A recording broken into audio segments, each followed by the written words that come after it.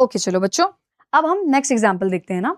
देखो बीबीटी के next example में मैंने आपको दिया है NiCl का whole 4 -2 tetrachloro nickelate second ion. Coordination number 4 है, तो 4 कोऑर्डिनेशन नंबर में 3 ही हाइब्रिडाइजेशन पॉसिबल होते हैं। कौन से? sp3, dsp2, d3s। d3s 12th वालों के CBSE सिलेबस में नहीं है, तो बचे 2, बस उन्हीं से खेलना है। देखो बताओ क्या सिखाया था, पहले क्या लिखेंगे? ग्राउंड स्टेट और पिंकी ग्राउंड स्टेट। बोलो कितने नंबर पे आता है? 28 है ना। कॉन्फ़िगरेशन बोलेंगे आर्गन, फिर 3d8, फिर 4s2, 4p और 4d अवेलेबल है, पर मैं ड्रॉ नहीं कर रही अभी, है ना। उसके बाद में ऑक्सीडेशन स्टेट कितना आएगा इसका? हमने पहले निकाल रखा है Na+2, तो इलेक्ट्रॉन निकालोगे कहाँ से? 4s से, तो बचा क्या? 3d8, 4s0, 4p0। अब यहाँ मैं 4d नहीं बना रही हूँ, है ना, ठीक है। रीजन मैं आगे बता दूंगी आपको क्यों नहीं बनाया, पर 4d 0 है। अब इसके बाद क्या करते हो? Orbital representation. बोलो 3d8, 1 2 3 4 5 6 7 और 8, ये हो गया 3d8, 4s और ये क्या हो गया बेटा? 4p0। चलेगा? अब क्या करना है बताओ? अभी हमने पहले पढ़ा था क्लोराइड इज अ क्या होता है? Weak field ligand, so it will not cause pairing. Not cause pairing, तो ये पेयरिंग तो नहीं कर सकता, तो पेयरिंग नहीं करेगा तो ये एज इट इज रहेगा। अगर ये एज इट इज रहेगा तो मैं इसको ऐसे ड्रॉ कर दूं, 1 2 3 4 5 6 7 और ये 8, 3d8 तो एज इट इज, और 4s चाहिए है हमने, एंड ये हो गया 4p। अब मुझे बताओ इसके बाद क्या करते थे?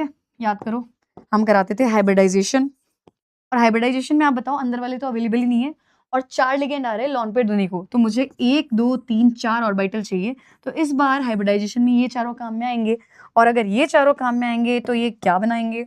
देखो इनसे बनेगा, अब देखो ध्यान से देखो ना, 3d8 तो एज इट इज रह गया, 1 2 3 4 5 6 7 8, ये तो हो गया 3d8।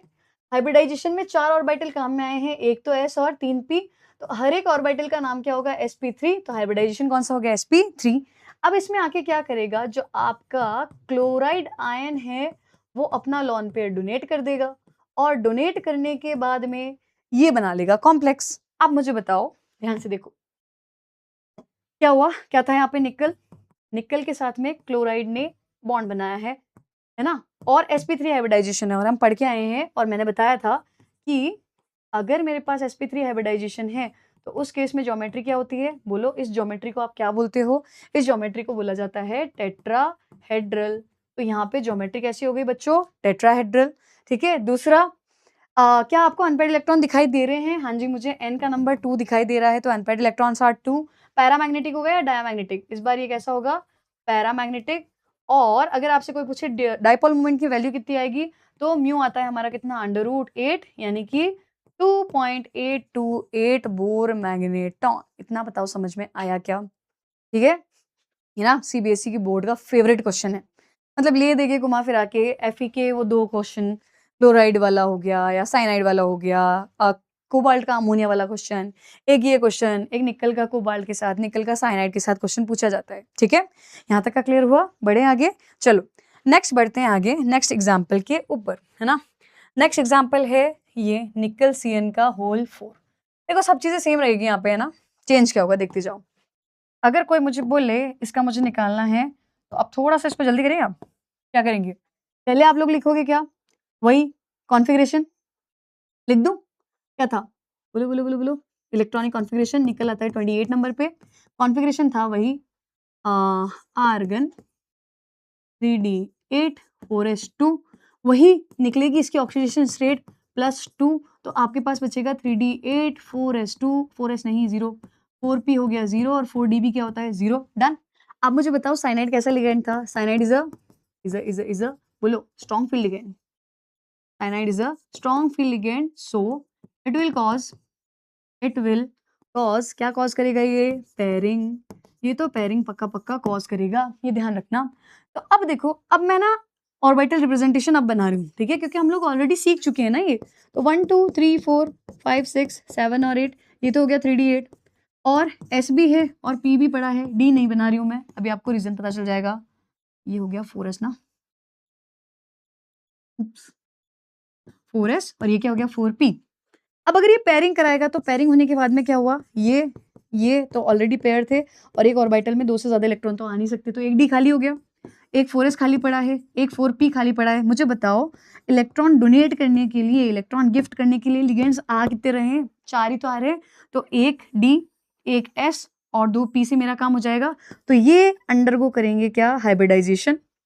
और अब हाइब्रिडाइजेशन से क्या होगा, 4 नए ऑर्बिटल बनेंगे, बट इस बार इन्वॉल्वमेंट किसका है, एक डी का, एक एस का और 2 पी का। तो इस वाले हाइब्रिडाइजेशन को बच्चों क्या बोला जाएगा, इस वाले हाइब्रिडाइजेशन को बोला जाएगा DsP2।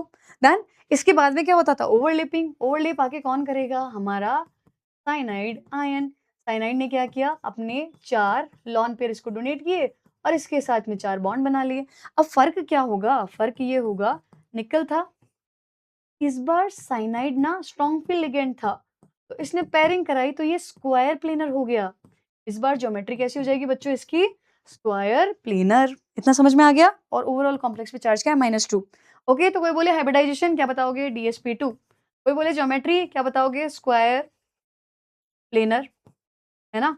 डायमैग्नेटिक है, पैरामैग्नेटिक है, कोई अनपेयर्ड इलेक्ट्रॉन नहीं, तो n का वैल्यू 0, म्यू का वैल्यू 0, म्यू का वैल्यू 0, तो कॉम्प्लेक्स कैसा हो गया, डायमैग्नेटिक। हाई स्पिन है या लो स्पिन है, इनमें हम लोग हाई स्पिन लो स्पिन की बात नहीं करेंगे, ठीक है। तो बताओ इतना समझ में आया क्या, कितने एग्जाम्पल हो गए हमारे वीबीटी के, 5 एग्जाम्पल कर चुके। अब एक लास्ट एग्जाम्पल देखो, बड़ा इंपॉर्टेंट एग्जाम्पल है ये भी, है ना, ये वाला। हाँ जी, देखो NiCO का होल 4, ये तो न्यूट्रल कॉम्प्लेक्स है ना। यहां तक सीख गए, अभी क्या करोगे, इलेक्ट्रॉनिक कॉन्फिगर, ग्राउंड स्टेट लिखोगे, वही ग्राउंड स्टेट निकल 28 नंबर पे आता है तुम्हारा, क्या लिखोगे, आर्गन, फिर क्या लिखोगे 3d8, फिर क्या लिखोगे 4s2 और 4p और 4d तो अभी भी खाली हैं। अब सुनो ध्यान से, देखना ना बेटा, यहाँ पे ऑक्सीडेशन नंबर 0 है, अगर निकल का ऑक्सीडेशन नंबर 0 है तो 0 होने की वजह से होगा क्या, आपके पास में कोई इलेक्ट्रॉन गया नहीं है बाहर, है ना। तो 3d8 एज इट इज है, 4s भी एज इट इज है और 4p अवेलेबल है मेरे पास, है ना। अब हमेशा एक चीज ध्यान रखना, कार्बोनिल लिगेंड जो होता है वो साइनाइड से भी ज्यादा स्ट्रॉन्ग है। अगर ये साइनाइड से ज्यादा स्ट्रॉन्ग है तो ये क्या करेगा, पेयरिंग कराएगा, पेयरिंग की वजह से ये 4s के इलेक्ट्रॉन भी 3d में चले जाएंगे।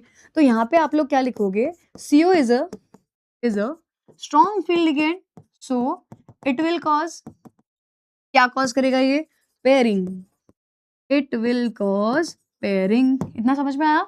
ओके, अगर इसने पेयरिंग करवा दी तो अब नया सीन क्या रहा, देखो 1 2 3 4 5 6 7 8 9 10, ये तो हो गए 3d। फिर क्या है आपके पास, 4s खाली पड़ा है, फिर क्या है आपके पास में 4p भी खाली पड़ा है ना। अब इसके बाद में क्या होगा, 4 लिगेंड आ रहे हैं अपने लॉन पे डोनेट करने को, तो उनको 4 खाली जगह चाहिए, 4 ऑर्बिटल चाहिए, तो ऑर्बिटल कितने हो गए, 4। जो 4 ऑर्बिटल मिक्स होंगे उनमें एक s है, 3 p है, तो इस बार जो नए ऑर्बिटल बने हैं हाइब्रिडाइजेशन के बाद, वो कौन से हो गए, बोलो बोलो ना, sp3 और 10 के 10 इलेक्ट्रॉन पेयर्ड हैं, तो नो अनपेयर्ड इलेक्ट्रॉन प्रेजेंट ही है। तो अब मुझे बताओगे यहाँ पे हाइब्रिडाइजेशन क्या होगा, आप बोलोगे मैम हाइब्रिडाइजेशन तो हो गया sp3, अच्छा ओवरलैपिंग तो कराई नहीं ना, तो ओवरलैपिंग कौन करेगा, CO CO CO CO, एक लॉन पेयर, एक लॉन पेयर, एक लॉन पेयर, एक लॉन पेयर, ऐसे बना दो, समझ जाओगे। ऑलरेडी पहले डिटेल में कर लिया इसीलिए ऐसा कर रही हूँ, है ना। अब क्या करेंगे, देखो निकल था, हाइब्रिडाइजेशन तो अभी भी sp3 ही है, तो हाइब्रिडाइजेशन क्या हो गया, sp3, sp3 मतलब टेट्राहेड्रल। कोई अनपेयर्ड इलेक्ट्रॉन है क्या नहीं है, तो n इज इक्वल टू 0 और म्यू भी क्या होगा 0, म्यू 0, तो कैसा हो गया, डायामैग्नेटिक कंपाउंड, कैसा हो गया, डायामैग्नेटिक। इतना समझ में आया। अब पता है एक बड़ा अच्छा क्वेश्चन होता है अपना एनसीईआरटी का, कि NiCO का होल 4 का हाइब्रिडाइजेशन sp3 है, स्टिल ये कैसा है, डायामैग्नेटिक। हमने Cl वाला एग्जांपल किया था, याद है, देखो ये रहा Cl वाला एग्जांपल किया था ना कभी, देखो ये रहा, ये कैसा निकला था, पैरामैग्नेटिक। तो क्या रीजन है कि एक डायमैग्नेटिक है तो दूसरा पैरामैग्नेटिक है, तो इसका रीजन क्या बताओ कि ये कैसा था, वीक फील्ड लिगेंड, और वो कैसा होता है, स्ट्रॉन्ग फील्ड लिगेंड। इतनी चीज समझ में आई क्या। फिर वही बात, तुम अपनी मम्मी की दुनिया हो और दुनिया का काम क्या होता है मेरे बच्चे, कमियां निकालना, तो मिलके कमियां निकालते हैं, आओ। तो अब निकालेंगे वीबीटी की अच्छी खासी कमियां, ध्यान से देखो क्या बोला, while the VBT theory, VB theory, valence bond theory to a larger extent explains the formation structures, magnetic behavior of coordination compounds। भले ही ये बेचारी बताती हो बट फिर भी इसकी कमियां हैं, क्या है, एक तो इन्वॉल्व नंबर ऑफ अजम्पशन, हर चीज को बोल रही है ज्यूम करो ज्यूम करो ज्यूम करो, ये क्या बात होती है? फिर मैं अपने मन से ज्यूम कर लूँ, ठीक है। दूसरा, it does not give quantitative interpretation of magnetic data. देखो पता है क्या होगा, कुछ कुछ जगह ऐसे कॉम्प्लेक्सेस निकलेंगे, अगर वीबीटी के अकॉर्डिंग किया तो वो निकलेंगे डायमैग्नेटिक, एक्सपेरिमेंटली चेक किया तो वो निकलेंगे पैरामैग्नेटिक, की बात हुई है ना। और कुछ लोग इसको क्या करते हैं, एक्सप्लेन करते हैं एक्सेप्शन बता के। एक चीज ध्यान रखना, इनऑर्गेनिक में एक्सेप्शन होता नहीं है एज सच, है ना। दो ही चीजें होती है, या तो तुम पचा नहीं पाओगे या मैं बता नहीं पाऊंगी, ठीक है। अदरवाइज एक्सेप्शन तो नहीं होते, है ना। समझदार को इशारा काफी होते हैं, बट हमारे लिए अभी इतना ही नीडेड है। तो इसका सबसे बढ़िया परफेक्ट आंसर कौन देती है? सीएफटी। ध्यान रखना, सीएफटी बताती है। अगर आपको सीएफटी पे कमांड है तो आपको कभी एक्सेप्शन ऐसे बोलना ही नहीं पड़ेगा, है ना। तो ये मैग्नेटिक कैरेक्टर्स के बारे में एग्जैक्ट नहीं बताती। दूसरा, it does not explain the colour of the complexes, कोई स्पेसिफिक कलर क्यों शो हो रहा है इसके बारे में ये नहीं बताएगी। दूसरा, it does not give quantitative interpretation of the thermodynamic stabilities and kinetically stability, मतलब कोई कॉम्प्लेक्स स्टेबल ज्यादा होता है, कोई कम होता है, कोई मॉडरेट होता है, इसका रीजन ये नहीं बताती। Second last, it does not make exact prediction regarding the tetrahedral and square planar complexes for coordinate complexes, मतलब पता ही नहीं चलेगा 4 में कब तो स्क्वायर प्लेनर करना है और कब हमें टेट्राहेड्रल करना है, तो उसके बारे में भी एग्जैक्ट डेटा नहीं पता चलता। और last, it does not distinguish between weak field and strong field ligand. क्या बोला था मैंने? इसने नहीं बताया था। क्वेश्चन हम लोग सॉल्व ऐसे करते हैं स्ट्रॉन्ग और वीक बताने के बारे में, बाकी इन्होंने कुछ नहीं बताया था, ठीक है। तो अब नेक्स्ट क्लासेस के अंदर हम लोग एक बढ़िया सी थ्योरी स्टार्ट करेंगे, CFT crystal field theory. Notes बनाते रहो, बढ़िया पढ़ाई करते रहो, कोई दिक्कत हो तो मुझे कमेंट सेक्शन में जरूर बताना। टिल देन मेहनत करते रहो, कीप क्लाइंबिंग।